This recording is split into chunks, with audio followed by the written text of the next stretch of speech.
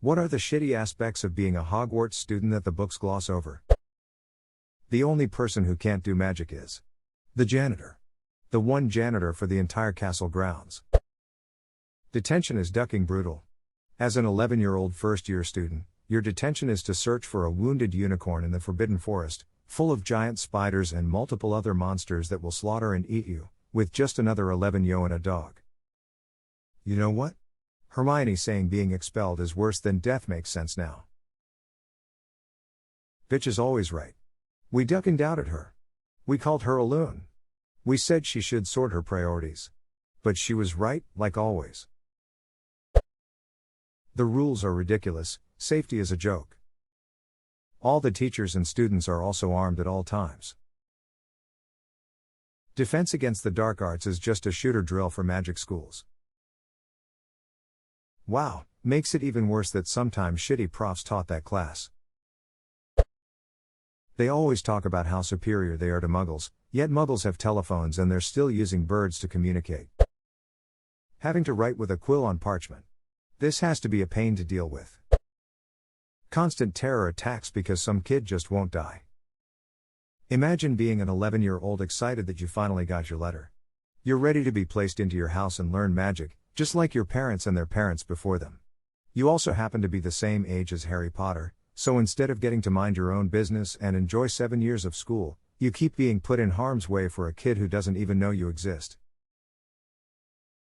Yeah, I'm gonna need a book from the point of view of a Hufflepuff student, who is just trying to get on with school whilst these 3 Gryffindor psychos keep ruining everything.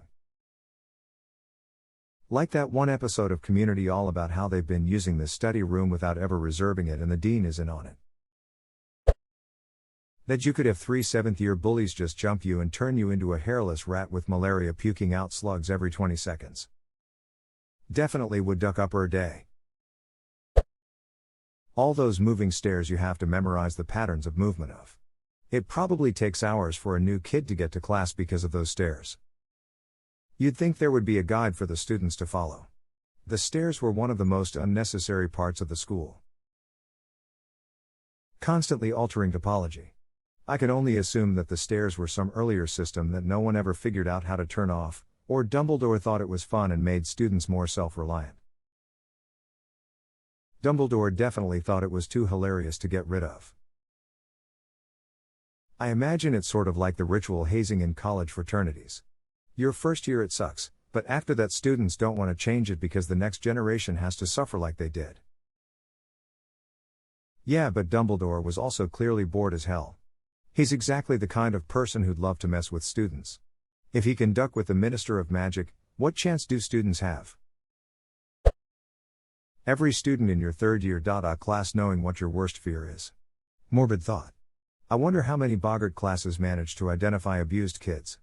I mean, I can see a lot of kids boggarts turning into their abusers' parents. Or what if my worst fear is something intangible? Like abandonment. Does it only take the shape of something tangible?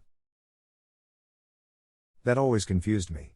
Not everyone's fear is something tangible like spiders or clowns. If the kid fears death or sickness, what would happen? But a lot of intangible fears can be represented by something tangible.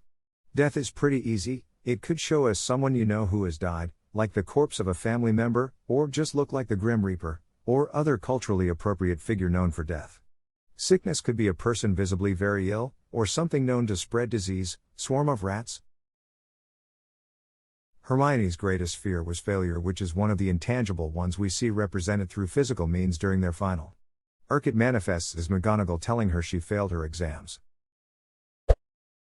I keep thinking about the fact that Quidditch games don't end until the snitch is caught. Like the games are pretty short in the books, but imagine losing a couple days of classes because you're flying around trying to find a flying golden walnut. I forgot exactly what book it was, but it was mentioned there was a game that went on for like 3 months before the snitch was caught. Getting ducking murdered by not talking the right staircase forces you can't control fucking murder you for going to the bathroom at night. Hogwarts really is a haunted death trap of a castle. Even if you don't die, the place would be 10x scarier than any haunted house. A young Slytherin going to the bathroom in the middle of the night has to be akin to being in a Rob Zombie music video, bloody dudes dragging chains around. The blatant favoritism for Gryffindor. 100 billion points to Gryffindor. For repeatedly disobeying orders and endangering everybody's lives, infinite points to Gryffindor. Suck a wand, Slytherin. Go and piss on Merlin's mustache, Malfoy. Having a point system that is seemingly arbitrarily calculated and provided by all teachers, including the ability for teachers who are the heads of the houses to also give points to students willy-nilly. A teacher that is already biased towards Slytherin can get annoyed at a Gryffindor student for the smallest thing and find some rule that they broke to deduct literally as many points as they want, while providing as many as they want to a random Slytherin for what they perceptively believe is a good deed. Same for all of the other teachers, but we all know who the books painted as the types to do this sort of thing. These points vary in the amount and, to my knowledge, there's no limit to how many can be taken or given. It's completely up to the person in charge, including prefects, to decide what is the worthy prize or punishment. Honestly, while the book showed this system being abused a few times, I'm surprised it was not more. The House Cup doesn't really mean anything though, like you don't actually get anything for winning, it's just used to induce competitiveness. You have a chance of a ghost walking in on you while trying to take a fat shit. Very underrated comment. I would be so anxious using the bathrooms because ghosts seem to have no sense of privacy. Most of it I'd expect, at least those coming from Muggle life. No electronics, no computers, phones, game consoles, etc., weird clothes, that the movies gave up on pretty quickly, and strange food. I can only hope they even have toilet paper. May not be unusual for those who grew up that way, but for Harry and Hermione, must be torture. Kind of like comparing Amish to everyone else. I'm playing in a Harry Potter pen and paper round at the moment, and it is set in the current day. Half of the students are pissed that they can't use their phones anymore and have no access to Muggle comforts. It's hilarious. It's touched briefly about the Weasleys' poor economic situation, but the fact that you need to buy your stuff for every year, including a wand the first year, which is very expensive, so if you come from a really poor family you'd get really crappy second-hand stuff, or possibly having to skip a year or several just because you can't afford the necessities to attend the classes. Edit. Found this article on what Hogwarts cost yearly in 2011 estimated in American dollars. WashingtonPost.com. Wasn't there a fund to help out students with the cost if necessary? Also orphans, like Tom Riddle. But you spell depends on the quality of your wand, so the fact that you can't become outstanding student, because you can't afford perfect for your new wand, is really horrible. This is true even for the brooms. Instead of having standardized equipment in a match, the player whose parents can afford the costliest broom has a clear advantage. This is the same in sports now. Go recruit at any university and you'll compete against a mix of newly minted 40K carbon fiber shells against boats that have been running for decades, only floating because the holes have been patched. It's why football soccer is so popular, you don't need to pay a fortune to be able to compete. It blew my mind when I had football explained to me like that. The game can be played with jumpers for goal posts, basically all other sports require much more equipment. Strange looking at the wealth in European football, but it is truly the most egalitarian sport.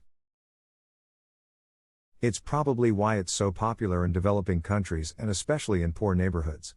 All kids need is a ball and they can play. Not having any basic education classes. You need to write an essay? Too bad you never learned English. You need to budget your money?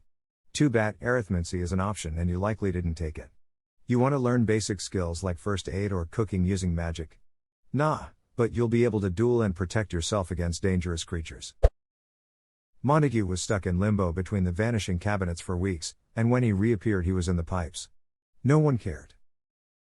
You have to remember everything is from Harry's perspective and he's an unreliable narrator. Harry didn't care what happened to Montague.